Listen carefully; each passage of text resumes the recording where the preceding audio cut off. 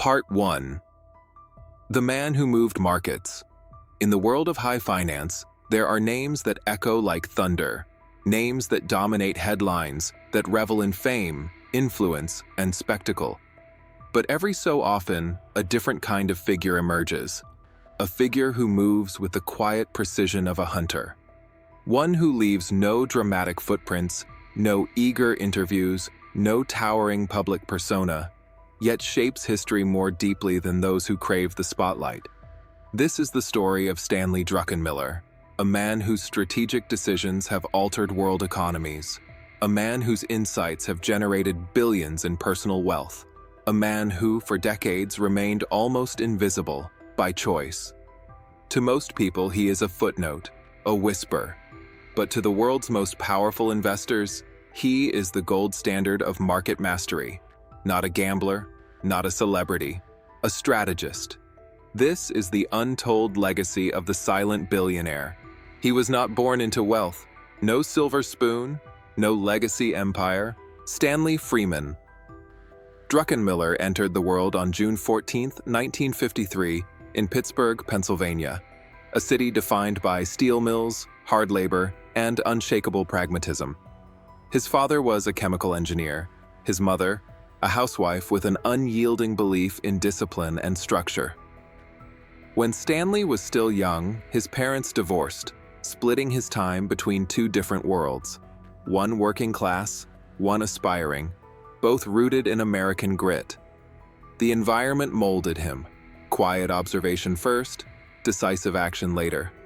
He learned to analyze before speaking, to calculate before reacting, and that trait would one day move markets. He attended Bowdoin College, where he studied English, not finance. It's an unexpected fact that reveals something powerful about his character, his ability to understand people, psychology, narrative, patterns of behavior. Markets, after all, are not numbers. They are the aggregated emotions of millions. He graduated. He worked briefly in a bank. He watched. He listened. Then, something happened. In 1977, he was hired as a management trainee at Pittsburgh National Bank, a low-level role, a modest start. But inside those quiet office walls, something awakened in him. The market spoke to him, not as random chaos, but as a living, breathing organism. He could sense directional movement, cause and effect, political shifts, monetary tides. What others saw as risk, he saw as rhythm. By 1981, just 4 years after entering the banking world, he founded his own firm, Druckenmiller and Company. No flashy announcement, no swagger, just conviction. He was only 28 years old, but soon, someone was watching. Someone who would change his trajectory forever. At the time, George Soros was already well known in elite financial circles. His quantum fund was a force of nature, generating returns few could rival. Soros was a philosopher, a theorist, a man obsessed with global political currents, and he was searching for someone who could operate his ideas with precision. He found Druckenmiller. Their partnership became one of the most formidable alliances in financial history. Two minds aligned in strategy, but opposite in temperament. Soros, bold and theoretical. Druckenmiller, disciplined and surgical. Together, they studied interest rates, central bank policies, currency vulnerabilities. They mapped geopolitical consequences like a military campaign. In their world, money was not just currency, it was pressure, it was leverage, it was a means to shift the balance of nations. This partnership would lead to one of the most famous financial events in world history. Black Wednesday, the day the Bank of England broke. But to understand how that happened, one must understand the strategy behind it. The United Kingdom had joined the European exchange rate mechanism, an attempt to stabilize European currencies. But the British pound was fundamentally misaligned. Interest rates, inflation, and economic momentum painted an inescapable reality. The currency was overvalued. It was vulnerable.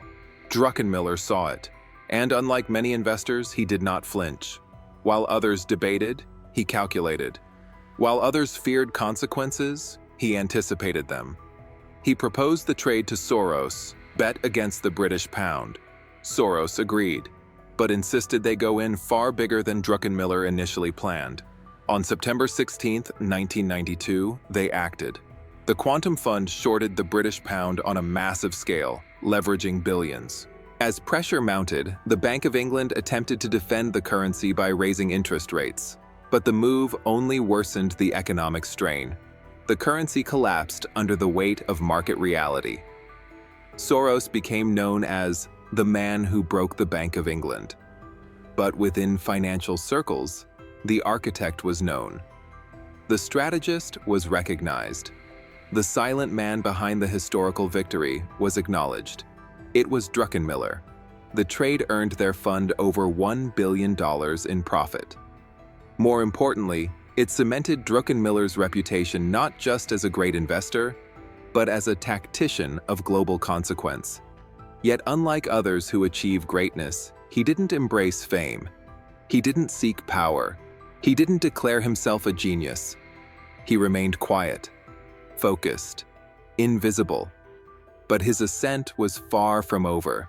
From 1981 to 2010, Druckenmiller managed money continuously, through recessions, political crises, booms, and global upheavals. And in that span, he achieved something no other major hedge fund manager in history has matched. He never had one losing year. Think about that. For nearly 3 decades, while markets rose and fell, while firms collapsed and economies shattered, he always made money. Every single year, without fail. This was not luck. This was not speculation. This was discipline. This was analytical instinct refined to an art. Where others panicked, he observed. Where others hesitated, he acted. Where others saw noise, he saw signal. But there is another side to his story, a side less discussed, yet central to his legacy. Because while Druckenmiller mastered the game of global finance, he never forgot something deeper. The world beyond markets. The world of impact, of responsibility, of legacy. And that is where this story now turns.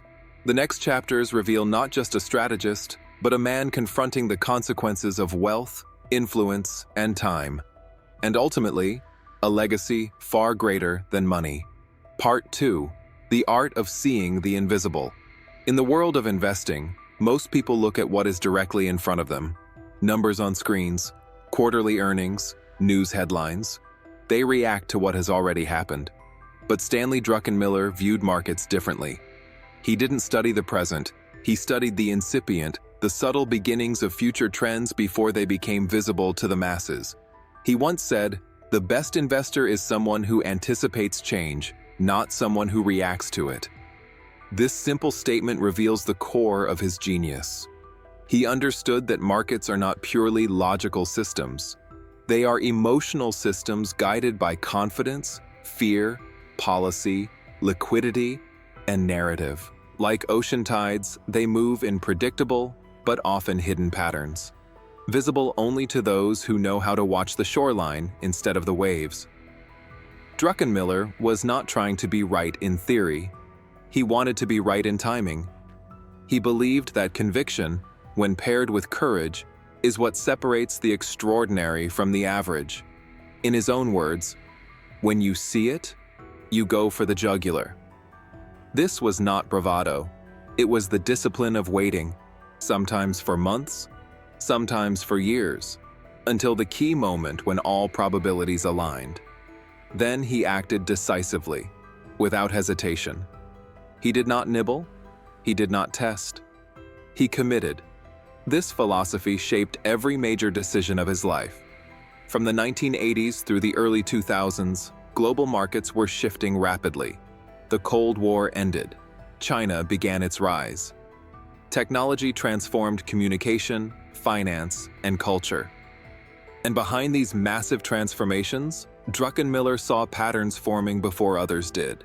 He recognized the explosive future of the tech sector long before the dot-com boom gripped investors. But unlike those who blindly chased hype, He distinguished between real innovation and speculative mania. He rode the wave upward when it was supported by fundamentals, then exited early before the collapse, while others remained trapped in greed. He knew that markets are never simply about profit. They are about psychology. Fear expands slowly. Greed accelerates suddenly, but both reach tipping points visible only to those who remain calm. And calm he remained. His returns were not built on reckless bets, but on an uncommon ability to gauge imbalance. When something was dramatically undervalued or dangerously overvalued, he moved. One of his core principles was liquidity, not in the basic sense of cash movement, but in the deeper sense of societal spending power. He understood that central bank decisions ripple like shockwaves through economies. When money was cheap, risk-taking increases. When money tightens, markets exhale and contract. This awareness allowed him to navigate crises that toppled others. The 1987 market crash, the collapse of long-term capital management, the bursting of the dot-com bubble, the financial crisis of 2008. Through every storm, he stood steady, not because he was fearless, but because he trusted his process. Yet even the most successful life carries weight. The weight of impact, the weight of decisions, the weight of the culture one lives within. Druckenmiller watched the world change. He saw financial markets grow more volatile. He saw technology accelerate beyond regulation. He saw wealth concentrate in ways unprecedented in modern history, and he began to ask a different question. What is the purpose of wealth, if not to shape the future for others? Unlike many financiers who retreated into private luxury, Druckenmiller turned outward. He became one of the most significant philanthropists of his generation, though few know it. Through the Druckenmiller Foundation, he directed vast resources toward medical research, education equity, and poverty relief. He supported initiatives to expand opportunity for underprivileged communities. He built programs to improve maternal health care and early childhood education. He invested in scientific institutions focused on neurological research and disease prevention. He didn't seek recognition. He didn't attach his name to buildings. He didn't position himself as a public savior. He acted quietly, just as he always had. To him, philanthropy was not charity. It was investment. Investment in the next generation. Investment in human capital. Investment in a world that extends beyond markets. But even philanthropy did not shelter him from introspection. Around 2010, after nearly 3 decades of continuous success, he made a decision that stunned the financial world. He returned client funds and closed his hedge fund. No scandal, no collapse, no pressure. He simply walked away. Why? Because the emotional burden had grown too heavy. He once revealed that the responsibility of managing other people's money had become a weight he could no longer justify. The pressure to maintain perfection, year after year, had become overwhelming. He had achieved what no one else in his field had done, 30 years without a losing year. And yet, he chose peace. He continued investing, but only his own wealth. He no longer owed performance to anyone. He was free. The markets would still feel his presence. But now, he moved as an independent force, quiet, precise, unbound. The world saw a billionaire step out of the spotlight before the spotlight ever reached him. A rare choice, a powerful one. But the story does not end in retirement. Because Stanley Druckenmiller's influence did not fade, if anything, it grew. He began to speak publicly, not to boast, but to warn. He saw economic patterns forming once again. Debt rising, asset bubbles inflating, government incentives distorting behavior, generational opportunity fracturing. His voice was calm, measured, grave, not predicting doom, but urging awareness. He had spent a lifetime reading the rhythm of markets, and now he wanted others to understand the stakes of ignoring it. Because history does not repeat, but it rhymes, and Druckenmiller had heard this rhythm before. Part 3. The Legacy of the Quiet Titan. In every era, there are individuals who leave their imprint not through force, not through fame, but through clarity of vision.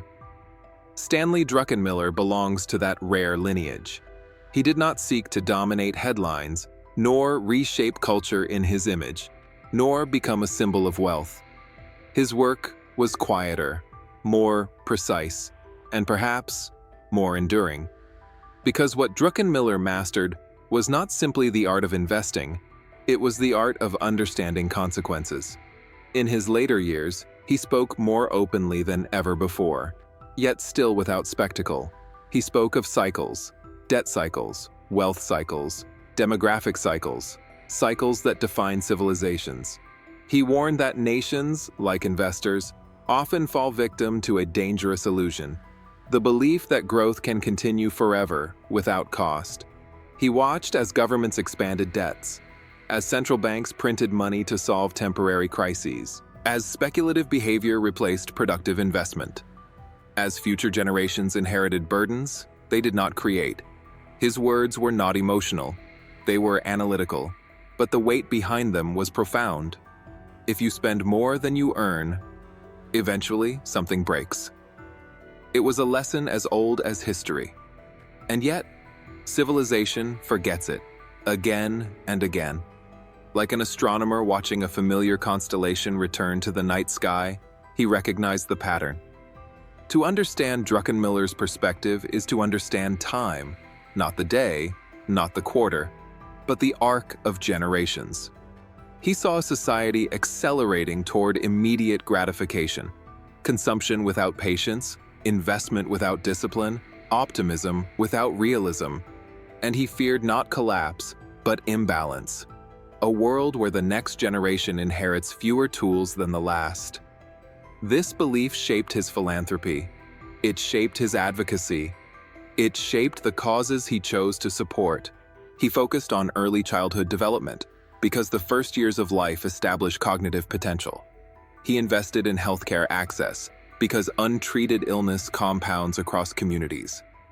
He supported education, not as charity, but as infrastructure.